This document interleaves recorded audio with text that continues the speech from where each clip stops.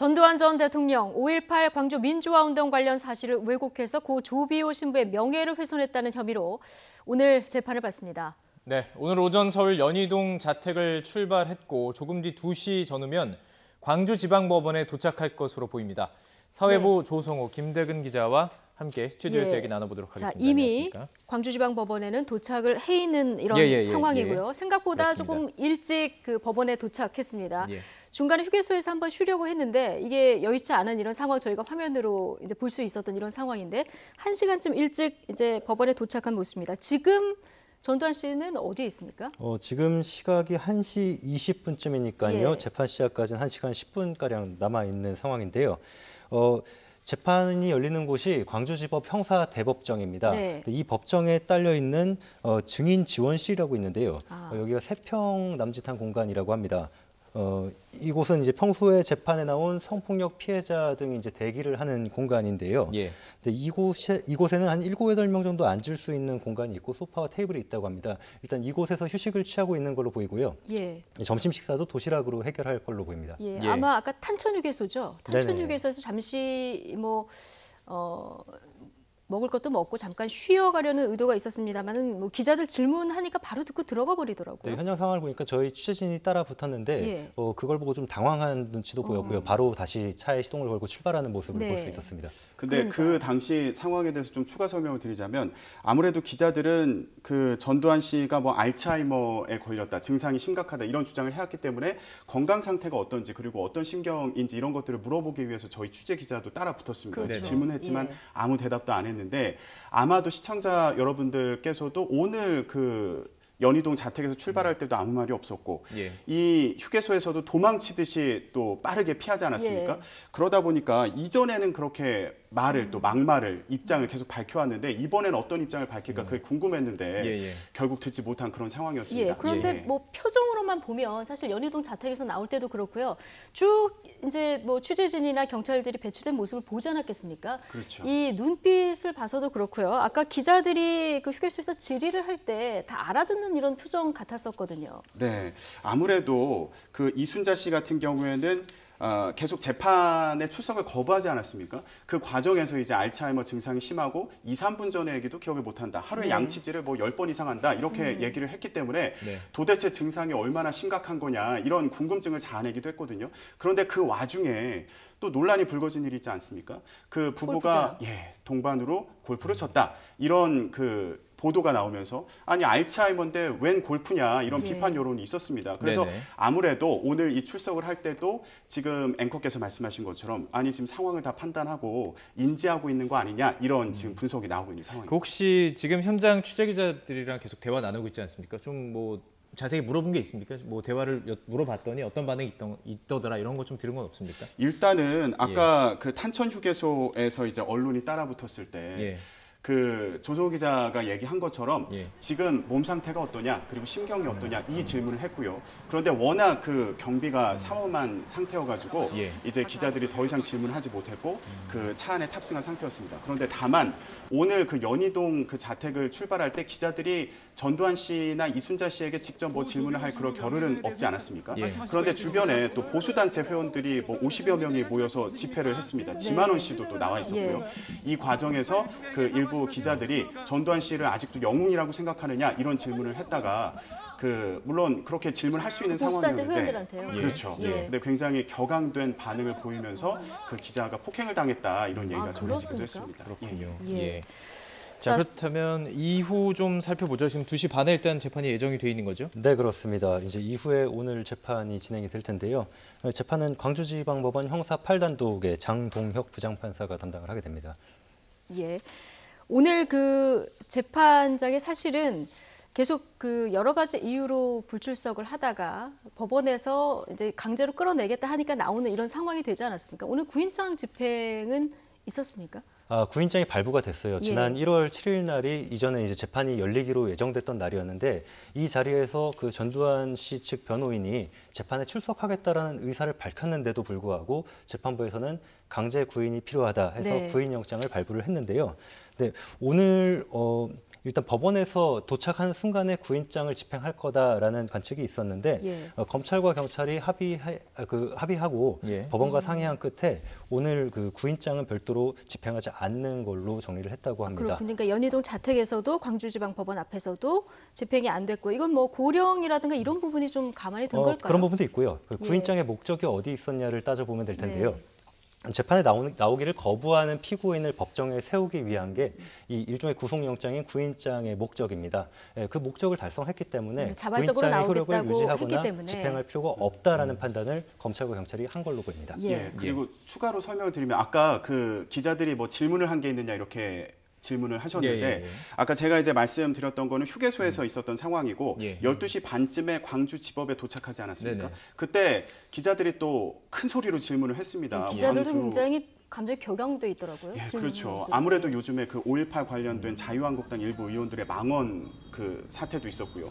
이런 것들과 관련해서 굉장히 분노가 치밀어 오르는 그런 여러 가지 상황이 있는 그런 상태였는데 그 전두환 씨가 들어갈 때 뭐 광주 시민들에게 사과할 생각이 없느냐 이런 여러 가지 질문을 큰 소리로 그 물어봤습니다. 그런데 전두환 씨의 반응이 이거 왜 이래? 이렇게 버럭했다고 합니다. 이런 반응이 있었다고. 저는 아까 들어갈 때 아무 말도 예. 안 하고 들어가는 줄 알았는데 이거 왜 이래? 이런 반응을 보였거든요. 예, 그렇습니다. 그래서 지금 현장 기자들이 전한 그런 현장 상황입니다. 그렇다면 오늘 뭐 최대 관심사 중에 하나가 혹시라도 뭐 사과를 한다거나 의견을 밝힐까 이 부분인데 이 부분도 좀 기대하기 어려울 것으로 보이는군요.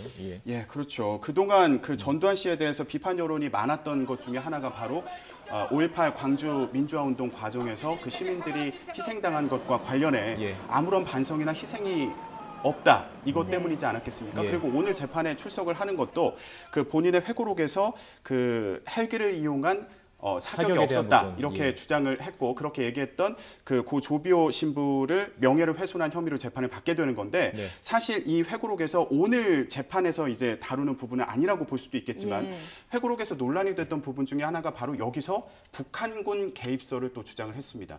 이거는 지만원 씨가 또 꾸준히 얘기를 하고 있는 부분인데 사실 전두환 씨 같은 경우에는 언론 인터뷰에서 북한군 개입설에 대해서 본인은 뭐 보고받은 적이 없다 이런 입장을 밝혔었는데 이 회고록에서는 다시 입장을 바꿔서 이게 북한군이 개입했던 사건이다 이런 식으로 또 입장을 밝혀서 논란이 되고 이 출판이나 또 배포가 금지되기도 했거든요. 이런 걸 봤을 때도 과거에 대한 뭐 반성이 없다 이렇게 볼 수 있겠고 그리고 또 하나 얘기하자면 오늘 연희동 자택을 보면서 생각났던 장면이 많으실 겁니다. 바로 골목 성명이라고 하죠. 지난 그렇죠. 95년도에 군사반란 혐의로 검찰에 기소가 됐을 때 검찰에 출석을 안 하고 골목 설명을 발표를 했었죠. 그 당시에 원래 본인은 검찰의 조사를 받으러 가야 되는 상황이었습니다. 12.12 그 쿠데타뿐만 아니라 5.18 민주화운동 과정에서 이제 시민들을 학살한 그런 혐의를 받고 있는 상황이었는데 검찰 출석을 거부하고 바로 고향으로 내려가 버렸죠. 그리고 그 당시 했던 얘기가 바로 나라가 어떻게 돌아가는지 모르겠다 이런 취지 얘기를 했고 이게 정치적인 수사다 이런 입장을 밝히면서 논란이 되지 않았습니까? 그런 과정을 꾸준히 지켜봤던 그 시민들 입장으로서는 이번에도 이런 뭐 입장이 태도가 이어지지 않을까 이런 우려를 하고 있는 상황이라고 볼 수 있겠죠. 광주 시민들에게 사과할 생각이 없느냐 그랬더니 이거 왜 이래 이런 그런 식의 반응이 있었다는 것을 들어봤을 때 오늘 어떻게 보면 광주 시민들에게 직접은 아니더라도 뭔가 이런 사태가 여기까지 오게 된 데에 대한 간접적인 사과라도 할 가능성은 좀 적어 보인다. 김대근 기자 이렇게 생각을 하고 있는 것 같고요. 어떻게 보면 법조 기자들은 주로 이 부분에 대해서 어떤 얘기들을 합니까? 이 부분도 역시 전 씨가 출석하는 태도라든가 표정 같은 걸 보고 저도 생각해 볼 수밖에 없는 부분인데요. 지금까지 나온 그런 모습들로 볼 때는 아까 보면은 그 출석하면서 기자들을 좀 이렇게 밀치는 몸싸움하는 것 같은 장면도 나오고요. 그런 걸 볼 때는 잘못을 인정하거나 혐의에 대해 시인하는 그런 내용의 진술을 하지는 않을 가능성이 크다고 봅니다. 일단 오늘 재판 쟁점이 뭐냐라는 게 제일 핵심일 텐데요. 혐의점도 좀 짚어주시죠. 회고록이 이제 촉발한 내용이 맞습니다. 당시 이제 앞서 김대근 기자가 설명해 주신 것처럼 조비오 신부의 명예를 훼손했다라는 건데 헬기 사격이 없었다라는 취지로 언급을 하면서 조비오 신부가 파렴치한 거짓말쟁이다. 이런 식으로 허위 사실을 말하면서 고인의 명예를 훼손했다라는 게 주요 혐의입니다. 알겠습니다. 자, 이 부분에 대해서 이제 재판 과정에서 뭐 계속 공방이 이어질 것으로 보이는데요. 앞으로의 지금 일단 재판 과정 어떻게 준비가 되는 거죠? 일단 그 재판 과정 같은 경우에는 사실 그동안 재판을 아예 시작조차 못한 상황이었습니다. 그러니까 지금 전두환 씨가 출석을 해서 본인의 신원을 확인하는 뭐 이런 기초적인 절차조차 전혀 진행이 안 된 그런 상황이었거든요. 오늘 사실상 처음 출석을 하는 거니까요. 예, 그렇습니다. 재판이죠. 그래서 이 그 광주 5월 단체 같은 경우에도 지금 너무 그 봐주게 하는 거 아니냐 이런 식의 이제 주장이 비판 여론이 있었던 것도 사실입니다. 그래서 오늘부터 이제 본격적인 재판이 시작되게 될 텐데 그 과정을 짚어보면 사실 광주에서 그 재판을 해야 되는 상황이었는데 그 전두환 씨 측에서는 재판 그 관할을 옮겨달라고 요청을 했습니다. 광주 그렇죠. 광주 고법에도 요청을 했고요. 그리고 대법원에도 요청을 했지만 다 받아들여지지 않았습니다. 그래서 광주 지법에서 재판을 시작하게 된 상황이고요. 그래서 이후에 그러면 재판에 출석을 해야 되는 거였는데 그때도 전두환 씨 측에서는 재판에 출석하지 않았습니다. 그 이유를 댔던 게 아까 말씀드렸던 것처럼 알츠하이머 증상이 심하다. 그래서 출석하기가 어렵다 이런 입장을 밝혔고 이후에 또 얘기했던 게 바로 독감 증상이 심하다 그러면서 그 출석을 거부했습니다. 그래서 광주지법에서는 이제 부인장을 발부해서 이제 강제로 데려와야 되는 거죠. 그런 절차를 진행하겠다고 얘기를 했는데 그런 과정에서 전두환 씨 측에서 그러면 자발적으로 출석하겠다고 얘기를 했고 그래서 이번에 오늘 그 광주지법에 본인이 직접 출석하게 된 겁니다. 5.18이 발생한 지 39년 만에 전두환 씨가 광주 법정에 선다는 것 자체 지금 광주 시민들 상당히 성숙한 그 시민의식으로 오늘 불상사가 없도록 평화 시위를 준비하겠다 이런 입장이고요. 지금 현장에서도 보면은 경찰 대비 인력이 굉장히 많았습니다만은 크게 불상사는 없이 지금 그런 차분한 분위기가 이어지고 만일의 있습니다. 사태 대비해서 준비됐던 경찰 병력이 1,000명에 이르는 걸로 지금 파악이 되고 있고요. 원래는 오후 1시쯤부터 그 광주 시민들이 또 5월 단체 관계자들이 이제 손팻말을 들고 법원을 이렇게 빙 두르는 인간 띄익기 행사를 준비를 했습니다. 하지만 예정보다 30분가량 먼저 전 씨가 이제 법원에 도착을 하면서 이제 이런 계획이 좀 틀어지긴 했는데요. 이거 말고도 이 재판 자체가 또 전 씨가 출석하는 과정이 분노는 사오르지만 이 재판 자체가 광주의 진실을 가리는 한 발 더 나아가는 과정이다라는 생각으로 광주 시민들은 좀 차분하게 좀 격렬한 대응은 하지 말자라는 일종의 결의를 한 걸로 알고 있습니다. 자, 오늘 그렇다면 이제 변호를 받게 되는 변호사는 지금 누구죠? 네, 그 전두환 씨랑 굉장히 인연이 오래된 변호사인데요. 정주교 변호사라고 합니다. 보수 성향 변호사 모임인 시민과 함께하는 변호사들의 공동 대표기도 하고요. 예전 기사를 보면 지난 2013년도에 전두환 씨가 자기 재산이 본인 명의 재산이 29만 원밖에 없다라고 하면서 이제 그 검찰에서 추징에 나서지 않습니까? 그 당시에 전두환 씨의 법률 대리인을 맡았고요. 검찰이 처음 재산 환수에 나섰던 지난 2003년에도 법률 대리를 맡기도 했습니다. 그렇죠. 오늘 또 하나 주목되는 것이 이순자 씨가 동행을 하는데 바로 옆자리에 앉을 것으로 이렇게 전해지고 있습니다. 이게 뭐 한간에서는 전두환 씨 측의 전략이다 이런 얘기도 나오고 있는데요. 네. 사실 그 재판정에서 그 뭐 전두환 씨와 그리고 이순자 씨 그 부부가 나란히 앉아서 재판을 받는 모습을 상상했던 분들은 많지 않을 겁니다. 그런데 이순자 씨가 이전에도 뭐 알츠하이머 증상이 심각하다고 얘기를 했고 의사 전달이나 아니면 기억력이 좋지 않다고 얘기를 했기 때문에 그런 요구를 해서 이제 법원에서도 받아들인 그런 상황으로 보이고요. 다만 오늘 그 재판에서 뭐 질문이나 이런 거에 대해서 대답을 하는 과정에서 어떻게 하게 될지 이것도 궁금한 상황인데 아마도 뭐 전두환 씨의 얘기를 이순자 여사가 이렇게 전달을 해주는 듣고 전달해주는 이런 상황에 대해서 상상해 볼 수 있는 그런 그 상황이라고 볼 수 있겠습니다. 그런데 사실 이게 좀 갑갑한 부분이 전직 대통령들이 재판을 받는 과정에서 그동안 공개가 된 경우가 많았거든요. 그렇죠. 뭐 사진이라든가 영상을 통해서 재판 상황을 볼 수 있는 경우가 많았는데 오늘은 전혀 공개가 안 되는 겁니까? 오늘은 그 사진 촬영이나 뭐 카메라 그 영상을 통해서도 공개가 안 되기 때문에 그 안에서 이제 그 기자들 또 들어가는 기자들이 있지 않습니까? 기자도 방 참고 받아 들어가야 되는 건가요? 그렇죠. 이전에 시민들이 들어가는 자리가 있고 또 기자들이 들어가는 자리가 나눠져 있었는데 그 자리에 들어갈 수 있는 기자들이 또 현장에서 그 소식을 전하는 거 외에는 저희가 영상이나 화면을 통해서 보기는 어려운 상황입니다. 근데 기록으로 남겨야 되는 일 아닙니까? 그렇죠. 이전의 그 모습들을 떠올리시는 분들이 많을 겁니다. 아까 그 이전 시간대에도 앵커가 말씀하셨던 것처럼 전두환 그리고 노태우 전 대통령 같은 경우에 그 96년도에 12.12 그 쿠데타와 그리고 5.18 내란 그 살인 그리고 뇌물 등의 혐의로 재판을 받을 당시에 둘이 나란히 서서 재판받는 모습이 공개되지 않았습니까? 그랬죠. 그리고 뭐 예. 이렇게 손을 좀 잡는 잡고 모습이 있는 이런 모습이요. 공개되면서 이제 화제가 되기도 했고요. 그리고 이명박 전 대통령 같은 경우에도 뇌물 횡령 등의 혐의로 재판을 받고 있고요. 그리고 박근혜 전 대통령 국정농단, 뭐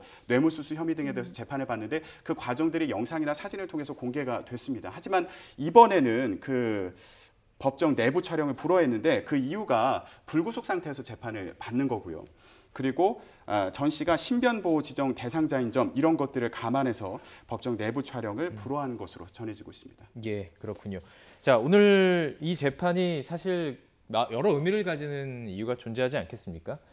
광주 시민에 대해서 감정적인 문제들이 계속 발생할 수밖에 없도록 이들이 계속 이야기를 해온 게 아니겠습니까? 그 망언이라는 부분들도 계속 좀 짚어볼 필요가 있을 것 같은데요.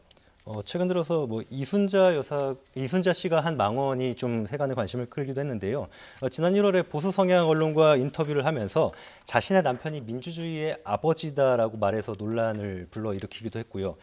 조금 전 일도 기억 못하는 사람한테 80년대 일을 지원해달라고 하는 게 말이 안 된다, 코미디다라고 얘기해가지고 공분을 사기도 했는데요. 네. 근데 사실 이 재판을 놓고 보는 거는 광주의 진실을 밝히는 과정에서 법원이 전두환 씨한테 증언하라고 하는 게 아니라 피고인으로서 죄를 지었으니까 이걸 평가를 받아야 되니까 의무인 재판 출석에 응해서 법원 판단을 받으라고 요구하는 겁니다. 근데 이걸 좀 제가 보강해서 말씀드리자면 말씀하시죠. 전두환 씨의 그 망언과 관련해서 이제 말씀을 드리자면 하나 저희가 얘기 안 한 게 있는데 2008년도 총선 당시에 이제 투표하고 나와서 차를 마시는 과정에서 그 장면 아마 많이 기억하실 겁니다. 기자들 앞에 두고 했던 말이 요즘 기자들은 자기를 삐뚤게 찍는다 이러면서 요즘 젊은 사람들은 나를 싫어하는 것 같아. 나한테 당해보지도 않고. 이런 얘기를 했습니다. 그래서 그 당시에 아니 5.18 그 광주 민주화 운동 당시에 이제 시민들을 대했던 것처럼 뭐 그렇게 당하지 않아놓고 본인을 싫어하는 거 아니냐 이렇게 해석되기도 했었죠. 아유, 저기 지금 저희 화면에서 보여드리고 있는데 예. 지금 초등학교입니다. 그렇습니다. 창문 밖으로 손을 이렇게 내밀면서 초등학생들이 시위를 하는 모습이라고 하는데요. 예, 그렇습니다. 아마 지금 광주에서는 민심이 저럴 수밖에 없을 것으로 보입니다. 지금 보면 5.18 역사 왜곡에 대해서 이제 처벌하라는 그런 피켓을 든 경우도 볼 수 있고요. 지금 저희가 오늘 계속 하고 있는 얘기가 고 조비오 신부의 명예훼손과 관련해서 사자 명예훼손과 관련해서 얘기하고 있지만 전두환 씨가 본인의 회고록에서 했던 얘기가 또 있습니다. 북한군 개입설에 대해서 다시 얘기했다고 아까 설명을 드렸는데 제가 표현을 좀 정리를 해보자면 광주 사태란 표현을 썼고요. 일단 광주 사태는 북한 특수부대에 대한 그런 게릴라 작전이었다, 대게릴라 작전이었다 이런 주장을 하기도 했고요. 탈북자 가운데 광주 사태에 북한이 개입했다는 거를 아는 사람들이 상당히 많다. 그리고 대한민국 정부를 전복하려던 무장 혁명 세력과 맞섰던 정당하고도 불가피한 조치였다 이런 주장을 했습니다. 최근에 그 자유한국당 같은 경우에도 그 공청회가 있지 않았습니까? 2월 8일에 김진태 의원과 이종명 의원이 주최한 그 5.18 진상규명 대국민 공청회가 있었는데 이 자리에서도 또 이런 비슷한 발언들이 나왔었죠. 그래서 자유한국당 김순례 의원 같은 경우에는 종북 좌파들이 5.18 유공자라는 이상한 괴물 집단을 만들어내고 있다 이렇게 주장하기도 했고요. 또 이 자리에 그 참석했던 지만원 씨 같은 경우에는 북한군 개입설을 계속해서 주장했던 인물이거든요. 그런데 여기에서 또 전두환이 영웅이다. 그 순발력과 용기가 아니었다면 이 나라는 쿠데타 손에 넘어갔을 거다. 이런 얘기를 했거든요. 이후에 5월 단체들이 국회 앞으로 찾아와서 집회를 하고 비판하고 국회 지도부들을 만나고 항의했습니다.